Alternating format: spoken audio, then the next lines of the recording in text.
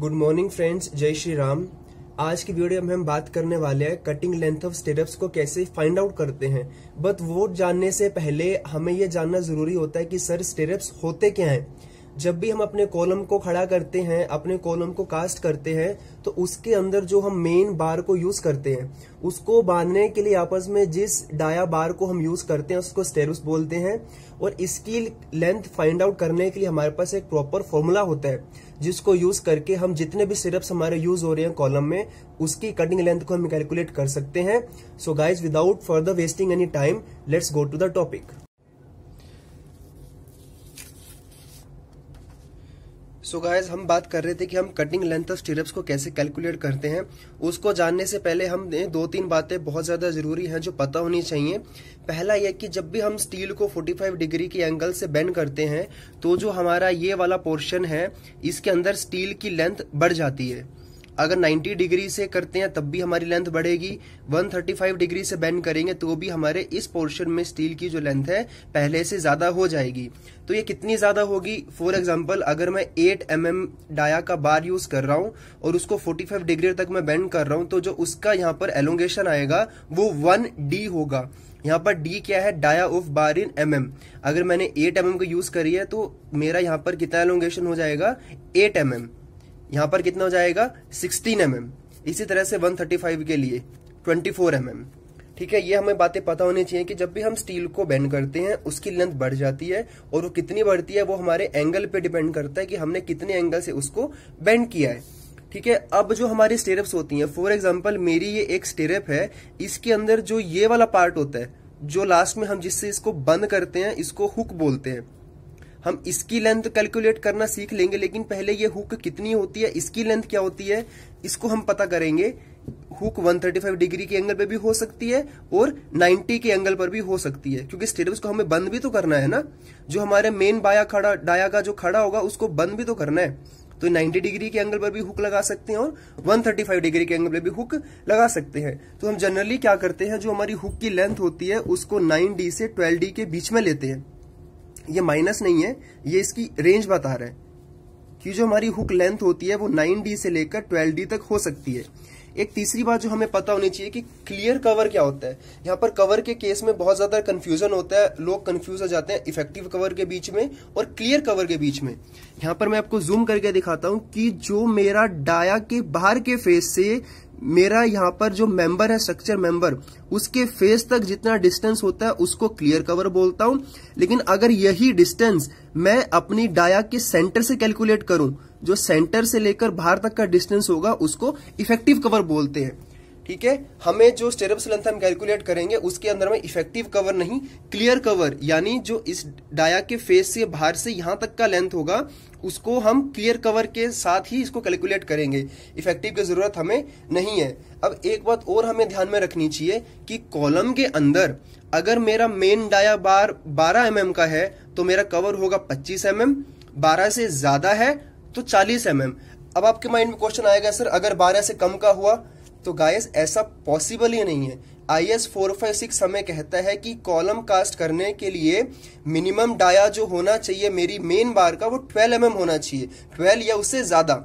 अगर 12 का हम यूज कर रहे हैं तो 25 mm कवर लेंगे, अगर 12 mm यूज कर रहे हैं तो 40 mm कवर लेंगे। 12 से कम हम यूज कर ही नहीं सकते, हमारा IS कोड हमें परमिशन देता ही नहीं है। तो अब हम अपने मेन टॉपिक पर आ जाते हैं कि कटिंग लेंथ कैसे कैलकुलेट करते हैं। एक चीज यहां पर देखना आप कि जो इस बार के सेंटर से जो मेरा डिस्टेंस है यहां तक, इसको मैंने A बोला है। इस सेंटर से लेकर यहां तक के डिस्टेंस को मैंने B बोला है। मेरी जो कॉलम है उसकी विड्थ है 450 और उसकी लेंथ है 230 mm में बात कर रहा हूं मैं ये। ठीक है, तो हमारा फॉर्मूला क्या हो जाएगा? सर, मुझे ये मेरा स्टेरअप्स है जो मैंने हाईलाइट कर रखा है, इसको कैलकुलेट करने के लिए हमें ये लेंथ चाहिए, ये लेंथ चाहिए। बी भी हमें 2 बार फाइंड आउट करना पड़ेगा। एक बार यहां से ऐड करना पड़ेगा हमें बी को, एक बार यहां से ऐड करना पड़ेगा। इसलिए मैंने क्या किया कि 2 टाइम्स ही मैंने ए को ले लिया है, 2 टाइम्स ही बी को ले लिया है। 2 क्यों सर? एक बार यहां से, एक बार यहां से। बी ट्वाइस क्यों? एक बार यहां से, एक बार यहां से। ठीक है, इसी तरह से सर ये तो हमने कैलकुलेट कर लिया चारों लेंथ। अब बात आती है कि जो मेरा ये हुक है इसकी लेंथ, सर ये हुक, ये एक हुक हो गया और इसके साथ में दूसरा। अभी मैंने बताया था जस्ट पीछे कि हम इसको हुक लेंथ को क्या लेते हैं, 9 से 12D के बीच में लेते हैं। मैंने मैक्स के सिनेरियो लिया है जिसके अंदर मैंने 12D ली है। मेरी 2 हुक है इसलिए मैंने इसको 12 से मल्टीप्लाई किया है। अब सर यहाँ पर माइनस कैसे आया? मैंने आपको बताया था कि जब भी अपने स्टील को बेंड करते हैं तो वहां से उसकी लेंथ इंक्रीज हो जाती है, हमें वो तो माइनस करनी पड़ेगी ना, इसीलिए मैंने यहाँ पर बेंड रिडक्शन किया है। अब ये 2 इंटू 3D क्यों आया प्लस 3 इंटू 2D क्यों आया? गाइस हम सबको पता है कि जब भी हम अपने डाया को 135 डिग्री के एंगल पर बेंड करते हैं डिडक्शन होता है 3D। तो ट्वाइस कैसे आया? एक बार जो मैंने बेंड किया इसके लिए, एक बार जो मैंने बेंड किया इसके लिए। 2 हुक है मेरी इसलिए मैंने 2 हुक के लिए 2 इंटू 3D किया। और 3 इंटू 2D क्यों? क्योंकि मेरे 90 के एंगल कितने हैं, एक ये रहा, एक ये रहा, एक ये रहा। और मैंने अभी बताया था अभी जस्ट 2 मिनट पहले बताया मैंने आपको कि 90 डिग्री के एंगल पर हमारा बैंड रिडक्शन होता है 2D। 135 पे 3D, 2 किया बिकॉज 2 बार आ रहा है, यहाँ पे 3 किया बिकॉज 90 डिग्री हमारा 3 बार आ रहा है। अब यहाँ पर मेन बात आती है कि सर हम ए और बी को कैसे कैलकुलेट करें। अभी जस्ट बताया कि जो मेरा ए है वो सेंटर है, सेंटर से मेरी लेंथ है ना, इस कोने से है, जूम करके दिखाता हूं मैं आपको, ना मेरी ए लेंथ अंदर वाले पोर्शन से है ना बाहर से है, इन दोनों के बीच से मैं लेंथ को कैलकुलेट करता हूं। तो ए को कैलकुलेट करने का मेरा फॉर्मूला क्या है सर, 230 तो मेरे पास था ही, क्लियर कवर मैंने 40 माइनस कर दिया, और 8 mm का मैं बार यूज कर रहा था, उसका सेंटर हाफ कितना हो गया 4 यहां से, यानी 8, 4 और 4। इसी तरह से जब मैं अपना बी कैलकुलेट करूंगा सर, बी क्या है मेरा 450, तो मेरी डेप्थ थी ही यहां पर, ये रही, इसके अंदर मैंने 40 कवर माइनस कर दिया, 40 नीचे से 40 ऊपर से। अब बात आती है कि आधा डाया मेरा यहां से माइनस होगा, आधा यहां से, बिकॉज मैं सेंटर से ले रहा हूं बाहर के, ठीक है। डाया मेरा टोटल 8 था, 4 मेरा माइनस हो गया ऊपर वाले पोर्शन से, 4 मेरा माइनस हो गया नीचे वाले पोर्शन से। तो टोटल अगर मैंने इसे कैलकुलेट किया, मेरा ए आ गया 142, बी आ गया 362। आई गेस आपको यहां तक कोई दिक्कत नहीं होगी। इन्हीं वैल्यूज को मैंने अपने फॉर्मूले में डाला है, 2 इंटू 142 प्लस ये प्लस ये प्लस ये, और इस तरह से मेरी कैलकुलेट करके जो मेरी लेंथ आएगी वो है 1104।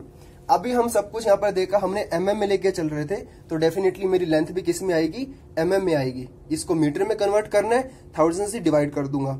अब हमें सिर्फ यहीं पर नहीं रुकना है, हालांकि हमारा काम हो चुका है, हमें कटिंग लेंथ स्टिरअप की पता चल चुकी है एक की, लेकिन यहाँ पर रुकना सही नहीं है, हमें और आगे फर्दर नॉलेज होनी चाहिए। हमें पता होना चाहिए कि सर जो मेरी एक स्टिरअप की कटिंग लेंथ आई है, जो मेरा एक स्टिरअप बन रहा है, उसका वेट कितना है।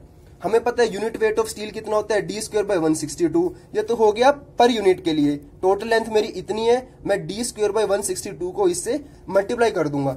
मेरा यहाँ पर d क्या है, डाया ऑफ बार, मैंने 8 यूज किया था, 8 इंटू 8/162 इंटू ये जो मेरी लेंथ आई थी कटिंग लेंथ, ठीक है। अगर मैं इसको mm में लेता हूं तो मेरा वेट आएगा ग्राम में, अगर मैं इसको मीटर में लेता हूं तो मेरा वेट आएगा केजी में।